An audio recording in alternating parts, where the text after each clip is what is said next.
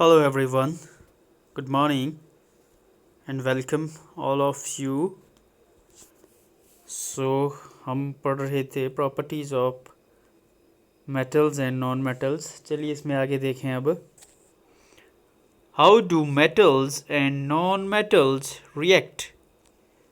Metals और जो non metal वो कैसे रिएक्ट करती हैं। In the above activities you saw the reactions of metal with a number of reagents. Why do metal react in this manner? Let us recall what we learned about the electronic configuration of elements in class 9th. जो above activities है, जितने भी हमने reaction पढ़े, हमने देखा कि जो मेटल्स हैं they do reaction with large number of reagents. चलिए तो रिकॉल करें इलेक्ट्रॉनिक कॉन्फ़िगरेशन जिसके बारे में आपने 9th में पढ़ा था। We learnt that noble gases which have a completely filled valence shell show little chemical activity. हमने लर्न किया था, पढ़ा था कि जो नोबल गैसेस हैं दे हैव कम्प्लीटली फिल्ड, जो बैलेंस शेल है, जो आउटर मोस्ट शेल है उनका वो कम्प्लीटली फिल्ड होता है। और साथ ही क्या था कि दे शो लिटिल केमिकल एक्टिविटीज़ होती है उसमें। We therefore explain the reactivity of elements as a tendency to attain a completely filled balanced shell. So इसीलिए क्या बोल रहा है देखें, explain the reactivity of elements कि जो एलिमेंट जो रिएक्ट करते हैं why do they react to attain the completely filled balanced shell electronic configuration कि जो बैलेंस शेल है वो कम्प्लीटली फिल्ड हो। उस कॉन्फ़िगरेशन को अटेन करने के लिए जो मेटल्स हैं they react with each other, या जो एलिमेंट्स हैं they reacts with each others. Let us have a look at the electronic configuration of noble gases and some metals and non metals. We can see from the table that a sodium atom has one electron in its outermost shell. Sodium का जो atom है उसमें क्या होता है, there is one electron outer most shell में है। If it loses the electron from its M shell then its L shell now become the outer most shell and that has a stable octet. यदि ये loose करेगा इस electron को तो देखें क्या होगा, तो इसका जो आउटर मोस्ट शेल है वो एल हो जाएगा। फिर L shell now become the outer most shell. इस केस में फिर क्या होगा, एक इलेक्ट्रॉन लूज करने के बाद जो एल शेल है वो इसका आउटर मोस्ट शेल बन जाएगा और फिर क्या होगा, वो it will have a stable octet हो जाएगा। The nucleus of this atom still has 11 protons, but the number of electrons become 10. So there is a net positive charge giving us a sodium cation and a positive. Nucleus के पास क्या होगा, देखें अब एक electron lose करने के बाद कि जो नंबर ऑफ जो प्रोटॉन है वो 11 ही होंगे, बट जो नंबर ऑफ इलेक्ट्रॉन्स हैं वो अब 10 रह जाएंगे। सो जो नेट जो पॉजिटिव चार्ज आएगा वो क्या आएगा, देखिए giving us a sodium cation बनेगा an a positive after losing the one electron. On the other hand chlorine has 7 electron in its outer most shell. जो क्लोरीन है उसमें क्या है, 7 इलेक्ट्रॉन है आउटर मोस्ट शेल में। यहाँ देखें दिया है इसमें, यहाँ पे 7 आ रहा है। और आपका जो सोडियम था देखें कहाँ था वो, ये देखिए जब एक लूज करेगा तो आउटर मोस्ट जो शेल है वो एल बन जाएगा और इसमें 8 इलेक्ट्रॉन्स होंगे। Now it will acquire one more electron to complete its octet. अब देखें जो क्लोरीन है इसको एक इलेक्ट्रॉन और चाहिए है ताकि क्या इसके पास जो इसका जो ऑक्टेट है वो कंप्लीट हो जाएगा और इसके पास 8 इलेक्ट्रॉन आ जाएंगे in the outer most shell. So, if sodium and chlorine were to react, the electron lost by the sodium could be taken up by the chlorine. अगर सोडियम और क्लोरीन आपस में रिएक्ट करते हैं तो क्या होगा वहाँ पे देखें, जो इलेक्ट्रॉन लूज करेगा सोडियम उसको कौन गेन कर सकता है, chlorine. After gaining an electron the chlorine atom gets a unit negative charge because its nucleus has 17 proton and there are 18 electrons in its KLM shells. तो देखें क्या बोल रहा फिर ये कि आफ्टर गेनिंग द इलेक्ट्रॉन क्या होगा, इसके पास नेगेटिव चार्ज आ जाएगा. साथ ही क्या होगा, इट्स न्यूक्लियस, जो न्यूक्लियस है उसके पास तो क्या होगा, इसमें देखें 17 प्रोटॉन्स ही होंगे, लेकिन जो इलेक्ट्रॉन है आफ्टर गेनिंग वन इलेक्ट्रॉन वो हो जाएंगे 18 इन ऑल 3 शेल्स. कुल मिला के जो है KL और M में 18 इलेक्ट्रॉन हो जाएंगे. This give us a chloride A9 that is Cl negative, और हमारे पास क्या बन जाएगा फिर, Cl नेगेटिव एनाइन बन जाएगा. So both these elements can have a give and take relation between them as follow. तो इनके बीच में क्या बन जाएगा, एक रिलेशन बन जाएगा कि भाई एक तो देगा दूसरा लेगा. देखें कैसे आगे बताया है. So here is sodium electronic configuration is 281. After losing the configuration become 2,8. क्या बनेगा देखिए, Na positive and it will lose one electron. जब लूज करेगा it will become a sodium cation, whereas chlorine has configuration 287 and after gaining the electron it will become 288 and it will be chloride anion. तो यहाँ देखें sodium ये loose कर रहा है electron और उसको गेन कौन कर रहा है, टेक कौन कर रहा है उसको, क्लोरीन. तो इस तरह से देखें Na पॉजिटिव Cl नेगेटिव और कंप्लीट क्या बनेगा ये NaCl. So sodium and chloride ions being oppositely charged attract each other and are held by strong electrostatic forces of attraction to exist as sodium chloride.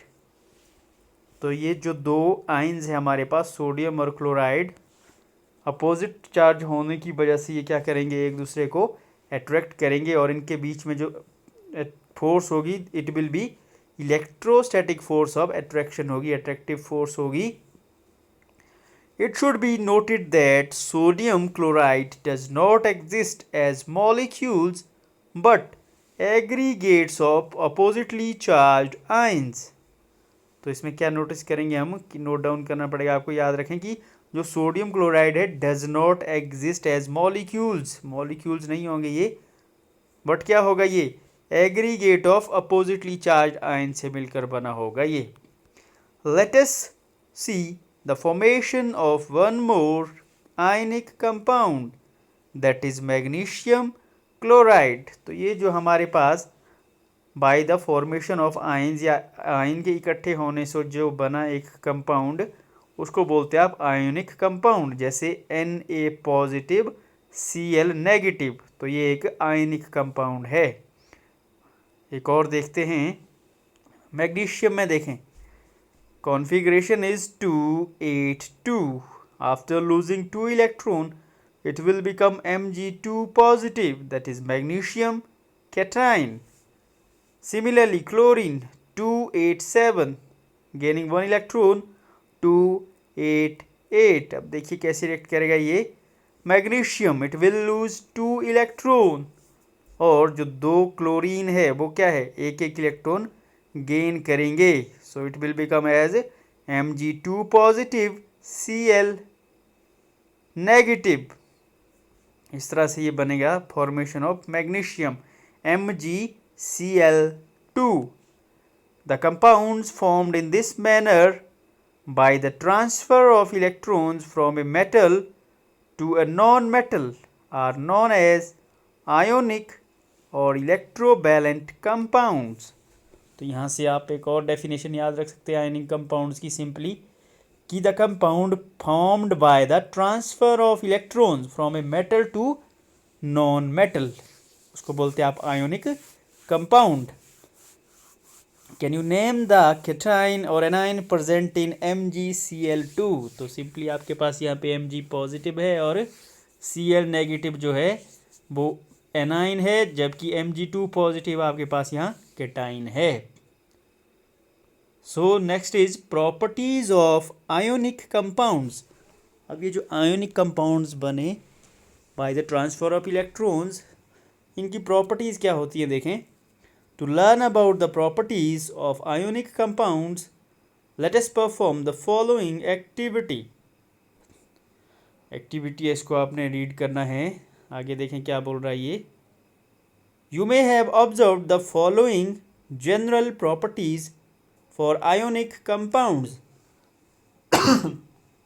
देखें क्या क्या होंगी। Physical nature. Ionic compounds are solids and are somewhat hard because of strong force of attraction between the positive and negative ions. Mostly क्या बोल रहा है देखिए, जो आयनिक कंपाउंड्स है वो सॉलिड्स होंगे, whereas they will have also the properties of hardness, hard भी होंगे, किस वजह से, because they have strong force of attraction between the oppositely charged ions.